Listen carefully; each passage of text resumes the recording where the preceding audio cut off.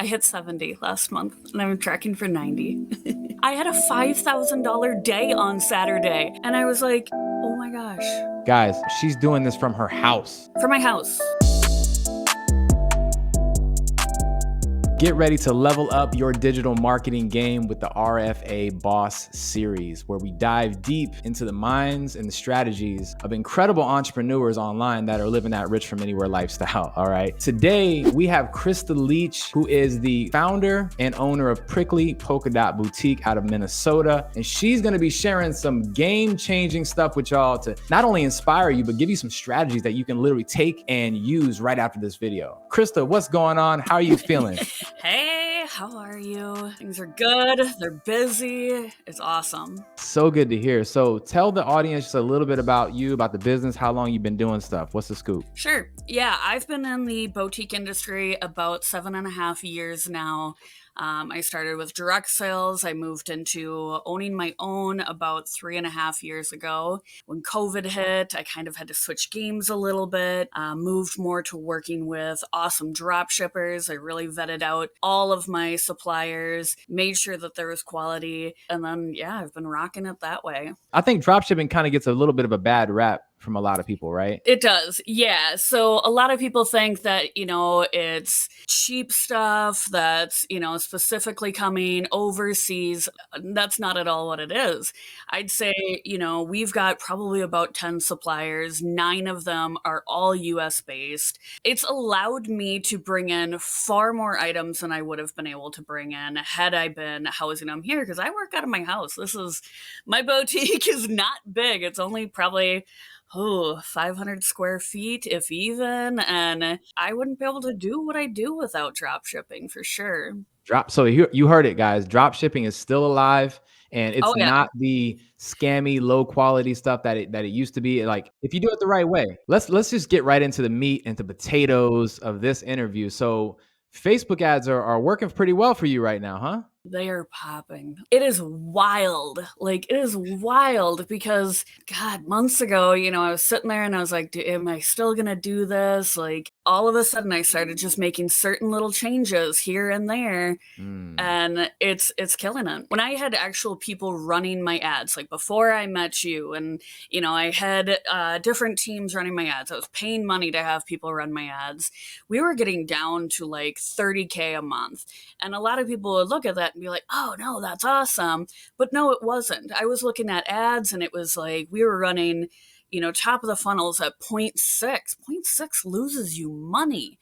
That is costing you big money to run those ads. So then I met you and I learned the tips and tricks to be able to run my own. And the biggest thing was to be able to read my data. I thought that was a huge counterpoint of it, is knowing how to look at those ads and say, is this working? Is it not? Does it need just a tweak, or does it need to be fully reworked? And I also thought too, that, I'm like, okay, top of the funnel or bottom of the funnel is your easiest thing. So why shouldn't I throw all my money there? Well, if I'm hitting the same people with the same ad constantly, they're going to get annoyed with me and they're going to go. So that's where you told me, you're like, no, that can only be 10% of your budget. Exactly. So I started looking, okay, I need to focus on my top of the funnel. I need to figure out what's working there, what's not working there. For the longest time, I was running 5 ad sets within one ad. And I was getting some traction, but I'm like, it's not giving me enough. So I dropped it down to 3, but kept that same budget was the big thing. So at least more money was being able to be put towards all of the different ad sets within that ad. And that's what then picked off for me. Now I'm running my ROAS right now. Top of the funnel, I've got anywhere from probably 3 to 6. Which is huge for a top of the funnel in my eyes, and then my bottom of the funnel and mid funnel, those are anywhere from 6 to 10. I saw one as high as 11 the other day. Ooh-wee, I know. Let's go. It's wild. Let's go. When I had people running my own ads, they kept saying to me, you need to give it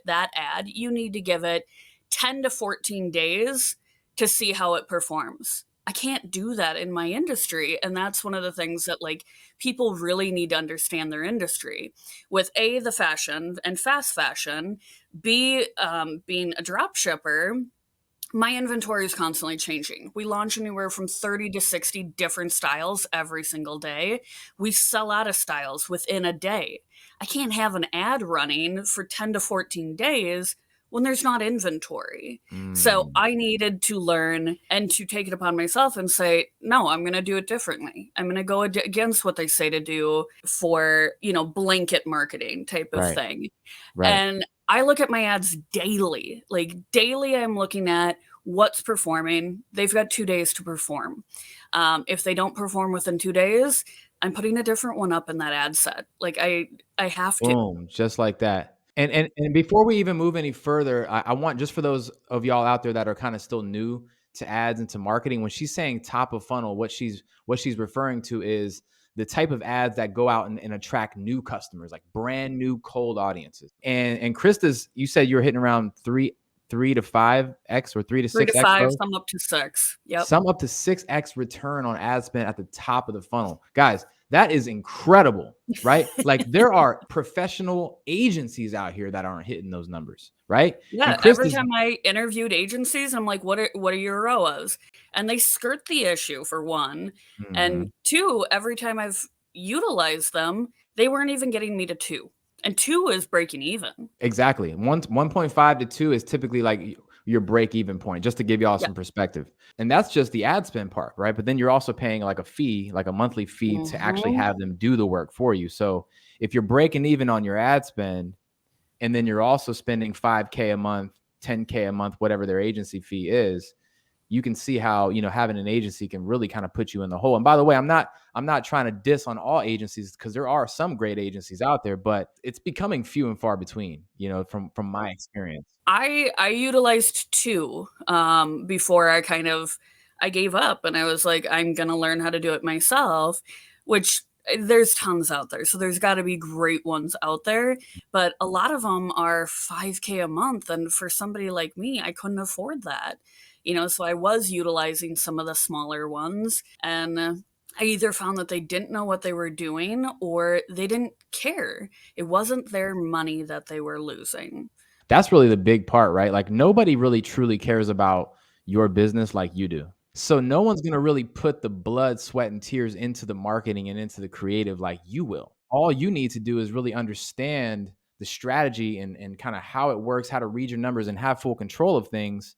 And now you can rest assured that you're going to have the best possible marketing strategy that you're going to have, because you're going to put everything into your business, right? And an agency is just not going to do that. I don't care how much you pay them, right? Because it's not their business at the It's end of not the their day. business. It's not their money. Exactly. They're getting their money. Right. They're good. They got the They're retainer good. coming in. You kind of just shared some of the experiences with the agency.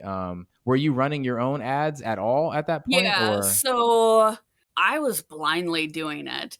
I was kind of looking at a little bit of what they had originally set up. I looked at age. I looked at all the demographics that they were, wasting money on, and tweaked it. Now, after taking your class, I don't look at the analytics on maximum. So like the maximum timeline that it ran. I look at it as the last 7 days, because an ad could have ran great for 3 weeks, but it's not getting traction anymore. It's got to go, because money That's a needs big to one. go towards something else. And by the way, everything that she's sharing right now, you guys should be taking notes, right? And learn from her mistakes, right? They say smart people learn from their mistakes. Wise people learn from other people's mistakes, Yeah, right? I flat out say all the time, if I knew then what I know now, I'd be in a different boat. I'd be in a very different boat. 100%. So what she was saying is, like, when you're looking at your data and you're trying to analyze if an ad's working or not, you have an ability inside of Facebook to set it to maximum, meaning the entire time this campaign has been running, or you can set it to specific time frames, like, hey, how has this ad been running in the past 7 days? And we like to look at both, right? We like to look at it from a maximum standpoint, but like Krista just said, we also like to look at it from, hey, how's it been doing lately? Like, it's like that old saying, what Yes. have you done for me lately? Right? Like, I know Yep. you did good like 3 months ago, but like what's been going on in the past 7 days? Because what you'll notice when it comes to Facebook ads is that sometimes your ads will just crank up and they'll just go off with a bang real quick. Right. Right. And then over time, they'll start to kind of optimize, and they'll start to kind of like their results will start to dwindle just a little bit. And I think it really just comes down to your ability to be able to read that data like it's a language, because it is. And once you understand that language, you have full control, you know? Yes. And now you could just do your thing without a bunch of fear and like you're just winging it all the time. I know every business is different, but like what are some of the things that have been working for you, like in terms of like types of videos you're promoting, or types of like ad copy? Can you give them any gems? Sure. I'm in the boutique industry. So, one of the biggest things that people struggle with coming online and shopping is size and fit, and how is it going to fit on them. So, we do a lot of fit videos, is what I call them. It's a less than a minute long video. It tells you what size they are, how it fits, like how it flows, what size they're wearing, the stretch, the fabric, all of that, because people want to see that. I mean, post COVID, we are definitely more of a online shopping era. It just is. No, not a lot of people want to go to stores anymore. And so being able to show videos, and videos, by far, the analytics shown with a video ad versus a photo ad is huge, like absolutely huge, the difference. I mean, the algorithm just picks it up a lot better. So we're doing a lot of videos that way. That's a lot of our top of the funnel. So then kind of middle of the funnel, we're doing retargeting with what people have already come to the website and looked at. It's going to retarget back out to them, show them those products again, show them products that they think that they might like. Then with bottom of the funnel, I am running different. So the new launches, those are going out in a carousel ad. But then also I've got thank you video that goes out for the bottom of the funnel. So if somebody's ordered within the past week, then they get hit with one of my thank you videos that, just thanks them for being a customer, thanks them for coming in and helping my business thrive. Krista just giving away the sauce today. I don't think you guys even understand the sauce that she just dropped. Let me go back and touch on this real quick. So first of all, top of funnel, you're hitting a lot of short 1 to 2 minute videos, fit videos. These fit videos for everyone out there that's doing like clothing boutiques are very, very important, right? Why are they so important? Because you're showing off the stuff, right? You're turning around, you're showing how it stretches, you're showing what you can wear it with. And the reason why that works so well is because of this. And you guys are writing down notes. This is a writer downer right here. A confused mind does not buy. Correct. Okay. Or they're going to return too. And then you've got a lot of returns. That too. You don't want people to just buy stuff that they don't want, because then you're just more headache in the background. Right. Right. But at the end of the day, if someone sees your ad and they see something and they're like, ooh, I like that. That shirt's kind of cute. If there's anything inside of their mind that they're confused about or they don't have an answer to, by default, psychologically, that person's going to click off. They're going to leave. So to make sure that you're answering all those questions, and that's why fit videos are so powerful. And even for all my coaches and consultants out there that are running ads, you should do that. Think about from the same exact mindset, right? So that your buyers can make an informed decision, right? Very important. And then that tip that you gave on the bottom of funnel, I'm not even going to repeat that. They either got that or they didn't get it. Right. Appreciate that. By the way, I learned that from Steven. So. Oh yeah. and that's just one of the things, right? We got tons of different stuff that we're constantly testing out all the time. And that's actually a really good segue to my next question, is that, things are constantly changing when it comes to Facebook ads, Instagram ads, TikTok, everything's changing. I feel like every other day. Right. Oh gosh, yes. And I know that it's daunting for y'all out there trying to keep up to date. Like, how do you personally, how are you keeping up to date with all this stuff and making sure that your strategies are not outdated and fresh and you just know what's going on? What are you doing? I mean, the inner circle is huge, and I may not jump on the calls every week. I try to watch them on the replays, that such, because, anytime I can jump on your guys' calls is huge, because I pick up little tidbits of info every time. I find out, different things different plugins to add to my website that helps people to turn over conversion rates higher, or to, tailor something a little bit different. If I can jump on a podcast here or there to listen. It's been hard because, I'm a new mom, so I've got a little 9-month-old. So trying to keep up with the industry is definitely a huge part of it right now. But just any little place that I can listen, I try to. So I can't explain like how important it is for you to have an inner circle or some kind of a group of guidance and support that can help you along this journey. Because whether you know it or whether you believe it or not, you're going to need support, whether it's with your ads, whether it's with your website stuff, whether it's with your email, your text marketing, sometimes it's just mindset, right? Sometimes things don't go the way that you want 1 month, and you got to hop in and make sure that you keep your mindset right. And if you jump into an inner circle, there's a bunch of other people that are killing it and crushing it.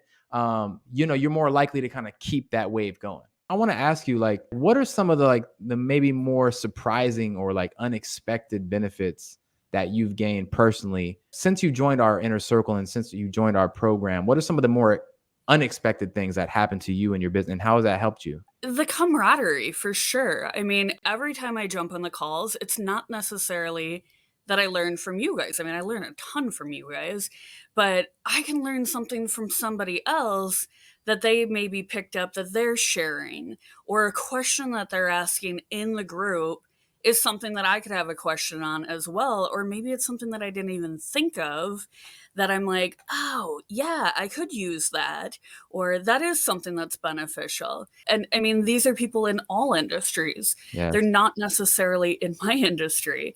Listen, for all those business owners that are maybe on the fence or maybe like struggling with Facebook ads right now, maybe they've tried it in the past and it didn't work, or maybe they're currently trying it and it's just not working for them. What would be like one piece of advice that you can give them to help them get some better results? Definitely try something different if it's not working. And I think that was a big part of my problem is, you can't put emotions into ads, unfortunately. Like, I'll look at clothing that I'm like, that is cute, like that's gonna be a hit, like all of that.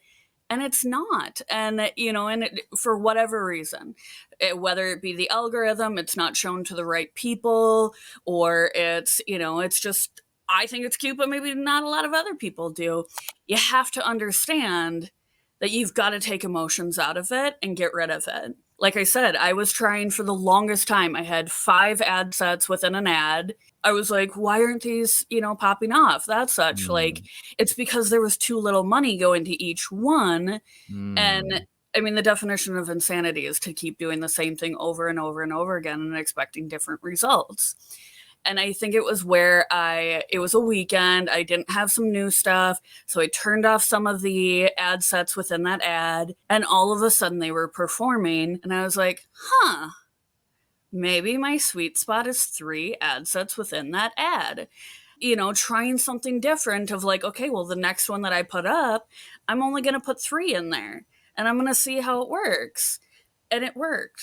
And then I just kept copying that, but putting in different fit videos into each one, and they worked. She just made really 2 great points. I want to reiterate. When you're running ads, really when you're thinking about making decisions with your business in general, never, ever, ever make those decisions based off of your own opinion and your emotion, right? That is a great way to lose all your money. You'll be like one of those people who come to us that has spent like $30,000 in ads and they're still not making sales, right? Because they're just promoting a bunch of stuff that they like. Instead of making decisions based off your opinion, your emotion, you make decisions based off of the data. At the end of the day, women lie, men lie, data, numbers don't lie, right? And that's why I love data so much, because it will tell you without a shadow of a doubt what ads are working, what ads are not working, and why they're working, right? Yes. All you have to do is understand how to read that language, and I'm telling you guys will start getting results just like Krista, and it won't really take a lot of time. Like, you think it takes a lot of time to do this. It doesn't really take as much time as you probably think it does, right? And the other thing that she said was decreasing the amount of ad sets inside of her campaign. So for those of y'all who don't know what that means, when you're running Facebook ads, you basically have 3 levels. You have the campaign level, the ad set level, and the ad level. The campaign level is where like you set your budget. Ad sets are where you set your targeting. Ads are where you set your creatives. Long story short, right? But if you have a bunch of different targeting, what you're going to do is you're going to split up your budget on all these different ad sets. And what that can do is it can water down your budget. Essentially, it can take a long time for those targeting options to optimize and get results. So if you decrease the amount of ad sets and targeting you have, more of your budget is going towards a smaller amount of ad sets, and you have a higher chance of optimizing your ads faster, which can get you results faster, right? And I know that's a lot. You might have to rewind that and watch it again for those of y'all who are kind of new. But that's a huge gem right there. That's a really big one. And you said something to me before we started, and I want you to share it as well with y'all. What's another thing that you find yourself doing with your ads that's been working for you? Do you remember? I duplicate them. Hands down. So my top of the funnel ads, I go through. So every single day I go through and I'm like, okay, this one doesn't have inventory. It's off. This one's not been performing for a few days. It's off. And I go through all of them. I add in what I need to add in. And if I'm like, hey, I got more things that I can add in, like I got more inventory right now that is good, that I know people are going to want to see, I'm going to go duplicate that ad, put in new items, and go. People have this misconception about Facebook ads, like just like this full-time job. Once you find something that works, like once you go through the process, you learn how to set up ads properly. You learn how to read your data properly. And once you figure out the formula that works for you, literally it's like rinse and repeat. Even ourselves in our mentorship have ads that have been literally running for like years. The same exact ad and just bringing us like customers all the time. And a lot of our students do the same exact thing. So I don't want you guys to think that Facebook ads are that daunting of a task. Honestly, once you get over the first hurdle of just like understanding how it works, it's not as bad as you think, you know? No, it's not. And yeah, going through the mentorship and learning, okay, what can I do that will stick? What am I doing that's educated? I went from, 1 to top of the funnel ads to, I've got close to 12, 15 of them running right now. I went from, 80% of my clientele was returning and 20% new to, I looked the other day and I've got 45% is now new customers. And so then I went back to my bottom of the funnels because I was like, okay, I got to go look at frequency. Like, are these people getting hit too many times? And I was like, my frequency at bottom of the funnel is running at a 1 or a 2. And I'm like, hey, we can finally up those bottom of the funnels, baby. Like that easy money. But that was always my problem before. I'm like, I want to throw the budget at the easy stuff. And it's like, you can't. Exactly. So all of a sudden now I upped that and I've got my people coming back again. I've got these new customers coming back again. It's huge. So big. So you shared in the beginning that you were hitting around on your bad months, you were doing like 30,000, something like that. Where I'm tracking for 90 this month. I hit 70 last month and I'm tracking for 90. I had a $5,000 day on Saturday. I don't even have big launches on Saturday. And I was like, oh my gosh. Guys, she's doing this from her house. From my house. So all of y'all out there that think that you have to have some massive warehouse or have some massive corporate company with like a huge team to hit numbers, Krista's proving it to you right now. You don't have to. You don't. Okay. So Krista, I know you've just inspired somebody. By the way, y'all go crazy in the comments if this is inspiring to you. Like type what's inspiring. If you have questions about anything, also type those in the comments. We do our best to reply to every single comment, and definitely hit the like button, subscribe, notify, and share this with somebody that can inspire them to start getting into Facebook and Instagram ads. Because I'm telling you, it is a golden opportunity right now. Krista, so thank you so much for joining us. Can y'all please tell them where they can find you so they can go off and support your boutique? So I am at www.pricklypolkadot.com is our website. We do have an app as well. That is Prickly Polkadot Boutique in the App Store. So we've got Prickly Polkadot Boutique Facebook store. We've got the VIP group where you do get early access to stuff. We do have an Instagram. I'm working on the TikTok. That's my next venture. So y'all heard it. Go rush to Prickly Polkadot Boutique and go buy something, man. Go support. And it's just not even because she needs it. It's because when you give that love out, you get that love back. right? Yes, you And do. that's what it's all about, guys. Hopefully this has been a valuable episode for y'all, and we will see y'all in the next one. Peace. Well, and it's funny too. I'm not even going live anymore. What? And I'm doing these numbers. No. That is crazy. So you're working less. And making more. I'm working on the things that are important. It gives me time to work on my ads and to be able to look at my ads daily and to be able to run through all of that. It's given me more of a life with my daughter, which is what I wanted, I want the family life. I want, when you own your own business, you work constantly, you work on vacation, all of that. And this is really giving me time with my family.